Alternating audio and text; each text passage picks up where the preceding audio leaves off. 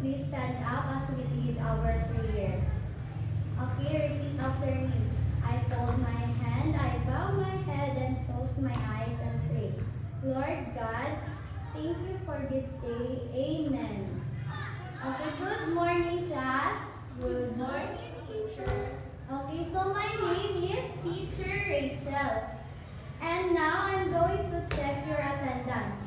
Ariana? Present, teacher. Cassandra? Present, teacher. Okay, very good. No one is absent.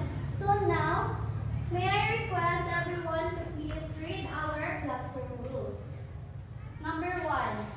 Avoid talking to your seatmate. Ano nga ang gagawin? Hindi makipag-usap sa katabi, teacher. Okay, so huwag kayong makipag-usap sa inyong katabi para maiwasan ang ingay. And number 2, Listen to your teacher. ano nga ulit yun? Listen po sa teacher. Okay, makinig kayo sa akin. And number 3 is, Cheating is prohibited. okay, cheating is prohibited. So, bawal kayong mag-cheat kapag mayroon kayong mga activities. Okay, now, class, so what was our topic yesterday? Teacher, Cassandra? about plural form, teacher. Okay, what is plural form? Teacher, Ariana? add es s, teacher. Okay, very good. So, nakinig na talaga kayo kahapon. So, ngayon naman, gusto niyo ba ng experiment? Opo, teacher. Okay, so meron ako dito, balloon, Coke, and Mentos. So, any representative para mag-blow ng balloon? Ako daw po. Ariana?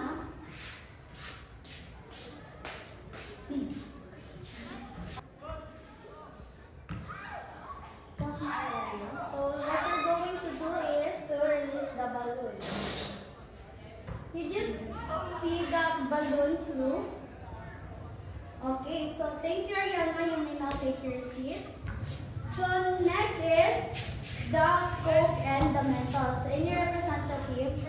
Cassandra. What you're going to do is put the 3 Mentos inside the Coke and see what will happen.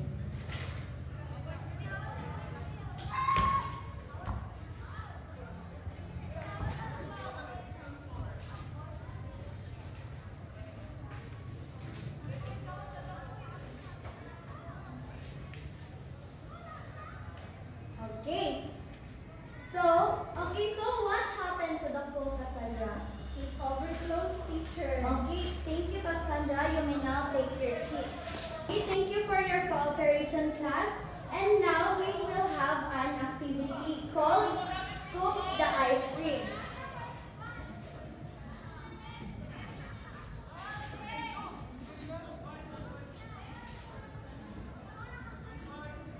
So, ang gagawin niyo lamang is kukunin ninyo ang tamang sentence dito sa harapan at idikit kung asan ba siya naaayon.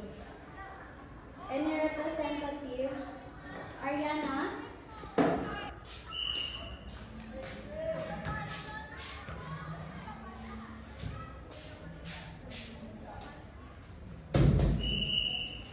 Okay. Basahin na natin lahat. Mark cried because he is sad. Okay, tama ba ang nilagay ni Ariana? Opo, teacher. Okay, next. Sino na naman ang magdidikit dito sa harapan? Cassandra?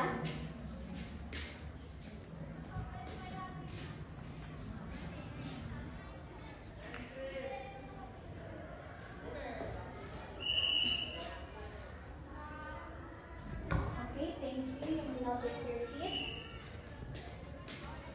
Okay, so basahin niyo na naman ang idinikit ni Cassandra. I am so sweaty because of the hot weather. Okay. So, okay class, so what did you observe in our activity earlier? Sure. Cassandra? Pinaunahan po namin na ano nangyari sa teacher. Okay, so pinahulaan niyo ang mangyari sunod. So in our first experiment, what happened to the balloon? Teacher. Yana? Naglipad, teacher. Okay, very good. Naglipad yung balloon. So in our second experiment, what happened? Teacher. Cassandra? Nag-explode, teacher. Okay, nag-explode. And that ends my part. Good morning, class. Good morning, teacher. Okay, now I am teacher Crystal. So, bago tayo tumako sa ating bagong aralin, basahin muna natin ang ating objective. So, inulit kong lahat, basahin ang ating objective A. Identify the structure of the sentence with cause and effect. B. Examine the cause and effect happen every day. Write their own cause and effect in a sentence. Okay, thank you. Ngayon, may idea na ba kayo kung ano ang ating bagong aralin? Opo, teacher. Okay, ano ang ating bagong tatalakayin ngayong umaga? Teacher. Okay, Ariana. About cause and effect, teacher. Okay, very good. About cause and effect. Our topic for today is all about cause and effect. So, cause and effect. So, I am requesting everyone to please read the cause. It is a reason why something happened. Okay. It is, and cause is, ito siya yung reason kung bakit nangyayari.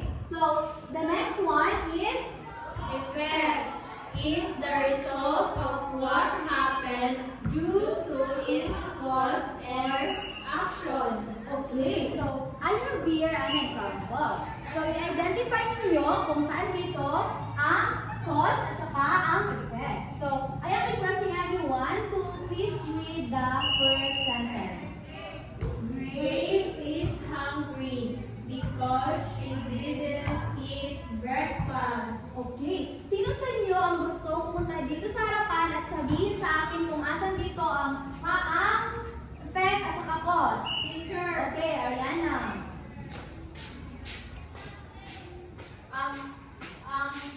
cause po, teacher, is hindi siya nagkain ng breakfast and ang effect is nagutom siya. Okay, tama ba si Ariana? Opo, teacher. Okay, very good.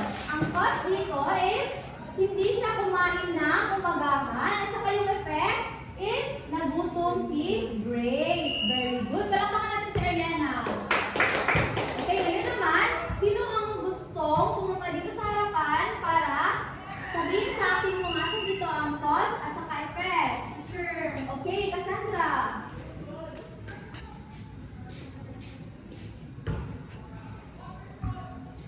First picture is not covered. Asan ang cause? Dito.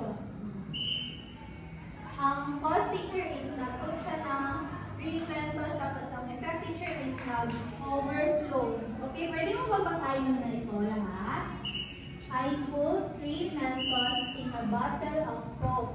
As a result, the soda overflows. So, asan na dito ulit ang cause at saka effect? Ang cause picture is nag-put siya ng 3 Mentos tapos ang effect picture is nag-overflow ang soda. Tama ba si Cassandra? Opo, teacher. Okay, very good. Tama si Cassandra.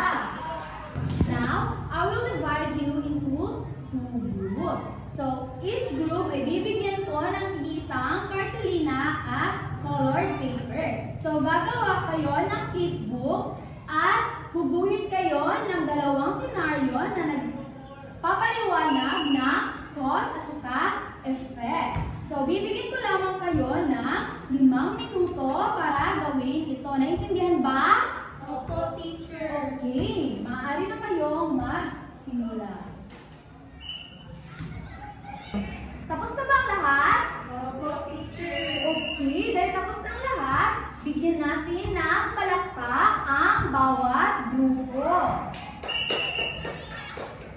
for your cooperation. Nakinig ba kayo kay teacher kanina? Opo, teacher. Okay, kung nakinig nga ba talaga kayo, ano nga ulit ang effect? Teacher, Okay, Ariana. ang effect, teacher, ito yung resulta ng cause, teacher. Okay, how about the cause? Teacher. Okay, Cassandra.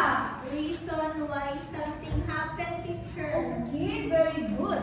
Now, sino sa inyo ang makapagbibigay sa akin ng example ng cause at effect in a sentence? Teacher. Okay, Cassandra. Leo was sick, so she went to clinic, teacher. Okay, very good. Saan doon ang cause at effect? Ang cause, teacher, is clinic, teacher, tapos ang effect is nagkasakit siya. Tama ba? Baliktad! Tama ba yun, Cassandra? Balik, teacher! Ulit, ayusin natin, Cassandra. Saan doon ang cause at effect? Ang cause, teacher, is nagkasakit siya, tapos ang effect is napunta siya sa clinic, teacher. Tama ba yun, class? Opo, teacher! Okay, very good. Tama si Cassandra. Palakpakan natin si Cassandra. Okay. Okay, now we will be having an individual activity. So, bibigyan ko kayo ng isang worksheet. So, you will write your own cause and effect in a sentence. And you will underline the cause and encircle the effect.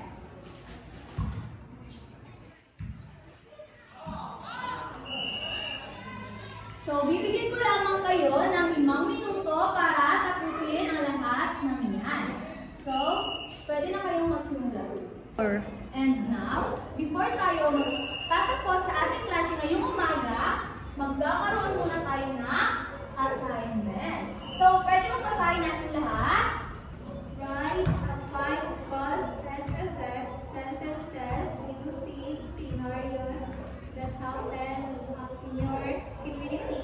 So, ano nga ulit ang gagawin?